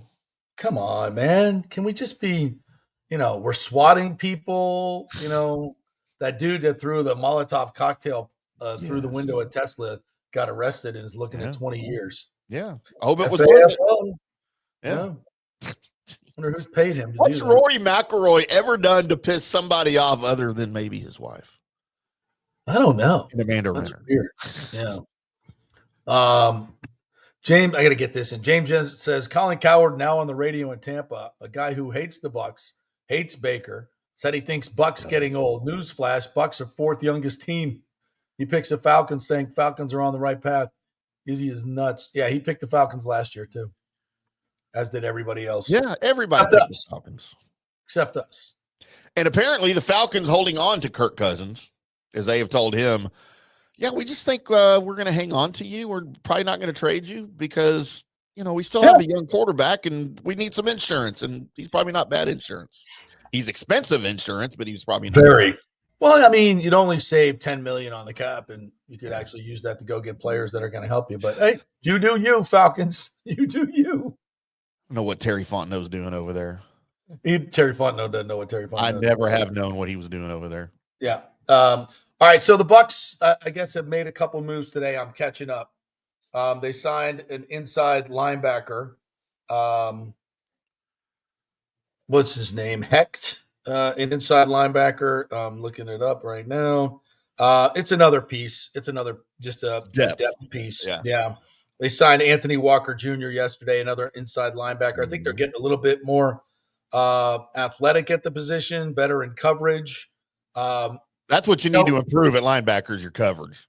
Yeah. I think there's a good thing that's happening within the Bucs defense. I get a sense listening to Todd Bowles that he's going to spend more time with the offense. They're hiring a full-time game manager. So I think he may be pulling back a little bit from maybe hopefully changing some of the defensive structure that he has, last year with 29th in pass defense, a lot of miscommunications, guys running wide open. It's just the defense is not working. And, you got to change. You got to every year it's a different league almost in terms of X's and O's. So, this constant dropping of defensive ends and defensive linemen, zone drops and things like that. Even though the sack numbers were nice, I think 45 sacks, top 10, it just, the defense was ineffective. It was ineffective in when you needed it most. And, I hope that there's some schematic changes. Maybe I don't want to say dumb it down, but simplify the defense and let the guys go play and do what they do best. A lot of these gimmicks and schemes, you need those when you don't have talent. I believe this defense has talent. I do. I think it's not an overwhelming talent that maybe you have on offense, but I think you add Hassan Reddick to a front line that includes Vita Vea and Kalijah Cansey and Yaya Diaby, I see plenty of talent there. Anthony is a quality backup guy. You got a second-round pick in Braswell that Light says they think, it's going to do wonders, even though they didn't play him much at the end of the year. I think they're going to draft an edge rusher. I think they're going to draft an inside linebacker, draft a corner. I think when we hit OTAs and free agency, there's going to be a lot of new faces on this defense. And I think, there's not going to be any excuses. This defense needs to be a hell of a lot better than they were last year, especially in the fourth quarter. And I hope that they do a lot of self-scouting and Bowles makes a lot of changes. Schematic. I think Yaya Diaby is going to be a year better. I think he'll improve this. I do. I know a lot of people are down on him. I think he's going to get better. And I definitely think Chris Braswell is going to get a little better. All right. He's got a year under his belt now. I think that experience will help him quite a bit, along with some of these guys that are joining the team with the pass rush, figuring out what his role is in the NFL, because he's got a lot of talent. I mean, he's got the raw talent. Yeah. Guys like him that play at big time college programs, they don't get there without having the raw ability. Sometimes they just need some coaching, and it could be a scheme thing. Maybe he's not comfortable with things. Well, that goes away with time. You get more comfortable over time. I think Diaby and Braswell are both going to improve this year. All right. I agree. And I think they would improve if they weren't dropping into coverage so much. Yeah. Get other guys to do those things, right? That's what you want to do. Well, yeah, guys who are paid to cover running backs. On the biggest third down of the year, let's not have Yaya Diaby one-on-one with a running back in space. Okay? Sounds like a good defensive scheme. Now, when we're in a playoff game, the coordinator know that? When they're in a playoff game and it's tie score and Cooper Kupp is running down the field one-on-one against a strong safety, where we're going, casino blitz, half the team knows it, half the team doesn't. Not a good outcome. So let's be better. I just want to be better. And maybe some of that has to do with play calling. Maybe. Yeah. Putting the right guys on the field at the right time. Maybe. Yeah. I'm just saying. All right. To the Lightning. Watched the game last night against the Flyers.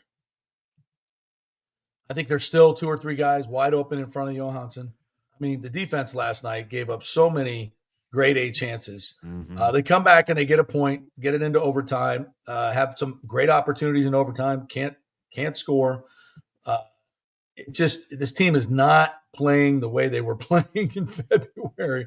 Ever since the new guys came in, and I don't want to blame them, but they just have not – their puck management has been awful. Now, Kucherov didn't play last night, and Vasilevsky didn't play last night. Now, he got a point, which was good. Stop the hemorrhaging, because you need to get much points. Yeah. But it's just they're not playing the way they were. They're not burying pucks. It's just not good. It's not good right now, but I don't expect this to last long. Cooper will figure it out. He'll get the guys playing on the right lines. They'll start being more responsible. I mean, every time I looked up last night, there was somebody wide open. And it was Johansson, I thought, played really, really well. He made some great saves. He was under duress all game long, and he needs help. He needed help, and they just didn't. They weren't on it last night, and they got the Bruins. They're at the Bruins on Saturday. Then they got the Flyers again back here on St. Patty's Day on Monday. They got to start getting points, and they have not been a good road team either. They're under 500 on the road. These are things that concern me going into the postseason, especially with the way that the Panthers have beefed up. So there's not a lot of good things I can say about the Lightning right now, except they're just in a funk. And it's only been 3 games, really. 4 if you go back to Buffalo, which they were down 5-3 with 4 minutes left in the second, but came back to win. Right. So that's great. They did it. They got the W and the 2 points, but they didn't play great that game either. And that was the first game post-deadline move. So they'll find it. They'll get it together, but I'm a little hesitant right now. You go on the road and you get the first goal. You go up 1-0. That's a positive. Problem is you couldn't hold it, and then you got to scramble in the third to get the tying goal. You do hold on to get the point. You lose it in the shootout. Johansson made 29 saves. I mean, that's a positive because he was really good. He was pretty much by himself out there for most of the game. I thought he was really good. I did too. So, but again, no Vasi, no Cooch. I don't know what Cooch's situation is. Cam Atkinson had a nice snipe last night. So that was good. He brought him back. I like to see him get going a little bit as we head into the playoffs. An experienced guy who's, scored lots of goals before. So, but I'm not counting on him, so didn't have a lot of ice time last night either. No, I think he only had 7 minutes, around 7. Yeah. And that was a Flyers team that had lost 5 in a row. So, I mean, you're kind of like they're due. They're going to play hard. Torts is going to get them to play hard, but they could have got 2 points last night and they did not, which kind of sucks. But and they haven't played well at home either. That one, especially going up 1-0 on the road to a team that doesn't play well at home. That's disappointing. Yeah. All right. So what else? Oh, I knew your Cowboys have been kind of busy. Are they going to sign Cooper Kupp or no? They are not. They're going not to sign Cooper Kupp. No. They were talking about it. So, well, I mean, everybody was talking about it. Here's what I think. I think the reports, I can't remember who reported it. It wasn't a Cowboys guy. It was a national guy saying that the Cowboys were the leader in the clubhouse kind of to sign Kupp. I believe that was leaked from Kupp's agent to the national reporter to drive the price up a little bit because he's wanting 14, 15 million a year. The Cowboys will do, I think, 12. They're not going to go 14, 15 for a number 2 wide receiver that's aging and in the injury history. I think Cooper Kupp's done. I don't want the Cowboys to sign him. I think he needs to just retire. I don't think he has anything left, especially 12 or 15 million a year. But I don't think the Cowboys are running for 14 to 15 million a year. Oh, this Sports Tampa Bay, Tampa Times just put out something on Ron DeSantis the day after we report his interest in baseball. That's good. I'm trying to get to the story though here. By the way, I've got some pictures. I know Ken Hagen talked about the Savannah Bananas playing at Ray J, right? Mm-hmm. Because this always fascinates me when you have football stadiums that host baseball games. Yeah. So I've got some pictures of Ray J in Savannah baseball configuration because it is crazy looking. Let's see. It is nuts. Look at that right field. Yeah. I think it said it was 280 to right field. I mean, it's basically the sideline to the wall. I mean, for the third base line to the wall on a football stadium. So it's not far. Got some other photos of it here from higher up. That looks cool, though. It looks very cool. It's just, I don't know. I love it. I'm intrigued by stuff like this. I've never been to a Savannah Bananas game. Yeah, me neither. I hear it's awesome.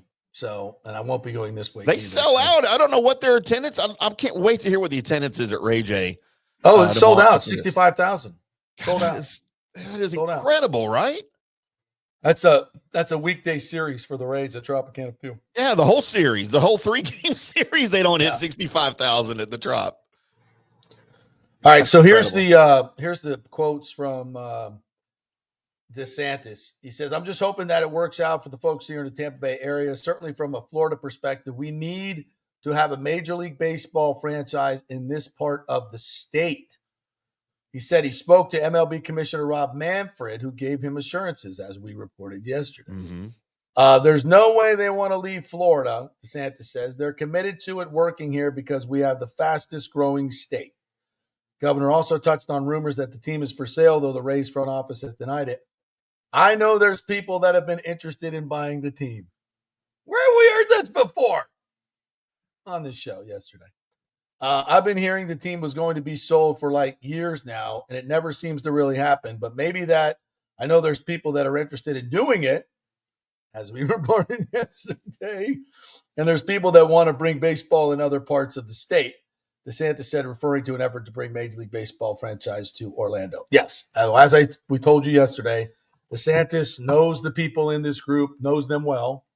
The billionaires, obviously. He's from what? Dunedin? DeSantis? Yeah, from Dunedin. Sounds like it. Yeah, sounds right. You know what's near Dunedin? The Pelican. Oh. A lot of rich guys at the Pelican. A lot of great Tampa Bay, awesome people, rich guys that have Tampa Bay in their best interest at the Pelican. So maybe there's some connection there. I don't know. We'll see. The netting in right field, I think, is what the Bananas says. So they got netting in right field. Oh, really? A net monster. Is he going to be in play? So the ball's in play off the net? Yeah, I would think. I mean, they don't play baseball like MLB rules or anything. They have their own rules. They got the guy on stilts hitting the ball. Mm-hmm. That's so great. Yeah. All right. Anything else we missed today? I don't think so. We'll probably have a lot more free agency talk, or you guys will with Nick on Monday for sure. Yeah. There's a lot more things going down. I think the Bucs are probably still in the market for a corner, maybe a more starting caliber nickel corner. I think because if they're moving, brain fart, the rookie safety to safety, then they're probably going to be looking for a nickel. So I think maybe a nickel corner could be in free agency. I think they're done adding linebackers. Maybe they could add another depth piece as an edge rusher. I think that might be something that they do as well. So, but I think for the most part, I don't see major moves in free agency coming, but we'll see. Look out for the name C.J. Mosley this weekend. Well, that would be a game changer. Mm-hmm. But they've already signed 2 inside linebackers, right? As depth. Depth, yeah. I wouldn't call either one of those guys a starter. What's his price? I mean, he's coming off of a kind of an injury season. He missed 13 games last year. He had like a toe and a neck thing. He's one of the best in the game. He is. Let's see what he was making. I can't remember what his contract was. He's 32 years old. He is 32. Just released by the Jets. Yeah, see, his contract for next season was going to be right around 10. But he won't. 5-time Pro Bowler. Yeah, he won't get a new contract around 10. I don't think. I'd love to have C.J. Mosley. 32 years old? You should, yeah. He's got some juice left. Yeah. I would love to see them sign C.J. Mosley. He's exactly the type of player that I've been talking about for them to sign. Man, if you could get him for around 8, 8.5. Ooh. And he could probably play a couple more years too if Levante hangs it up. Mm-hmm. Yeah, I think that. Wow, for $8 million, hell yeah, hell to the yes. That'd be great. Yeah, I would definitely. Yeah, I would do that. All right, great job, Timmy. Thank you to all of our commenters today. You guys were fantastic. Appreciate you, even the people that were mean to me. That's okay. We're good. Been a great week. Timmy. Great job to you. Thanks to all our listeners. We have been blowing up. I will be on the Tampa Bay Developer Podcast with Garrett Greco. I did that yesterday, so be on the lookout for that. I will retweet it. We did an hour and a half on the Rays sale and a bunch of other stuff, cool stuff going on in Tampa. So look for that as well. RHS TV, we got another episode out this week with Tracy West from Valspar. Valspar next week. We'll be out there live. Have a great weekend, everybody. We'll see you on Monday.